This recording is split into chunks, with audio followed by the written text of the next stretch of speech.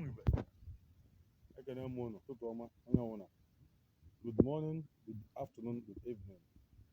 ebe ọbụla isi ebe ọbụla isi na wee nọrọ were anụ ụnụ m ihe awụ ihe afụ na-edere ede Nwagu Motors sold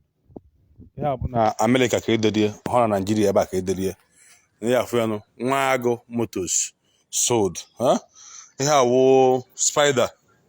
08 ebunatala mmadụ onye nna n'onye bụ onye a na-akpọ more money the Mr. More Money nya ka nna n'onye ihe a bụ Spider 08 onye isi agụ na-ehi egwu nkwetọ of Igbo land ọgaranya obi edo ọcha ihe a bụ Spider 08 ebunatala mmadụ dị ihe this month ọ na Owerri today tata awụ Sunday today na-abụ Sunday 28 November 2021 today bụ Sunday 28 November 2021 this motor is traveling to Owerri ọ na-aga Owerri this morning ọ na-aga Owerri so ihe nwa bụ seeing is believing anya ihe bụ ịlụ ụka ịhụnanya we don't need to convince you anymore. I need to help you convince you anymore for you to believe na ihe a na-agwago eziokwu mana to you nke iji ọbụrụ mmadụ ikwesịghị ịma na ihe a na-agwago eziokwu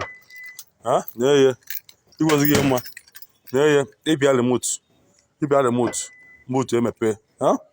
ikwesịghị ịma na ihe a na-agwago ụgọnụ eziokwu na oge adịghị enu a sị ka m mobile update watch ihe a my compound ihe a compound m dị ha na Lagos ebe m bi so m sị ka m mobile update maka ndị ka na-alụ ụka maka ndị ka na-asị na ọ bụla eziokwu ma ọ na ha na-eme adụlọlio ihe a na-eme edolio agụ na-ehi egwu nke mbụ na mbụ nkwetọ of Igbo land ọgaranya na-atụ Jehova egwu ofu onye Jehova mere palliative ọnwa ga-ata Motors Nigeria Limited USA ha dọwa bụ ọhụụ na ọhụụ nwa agụ asị na nsị gị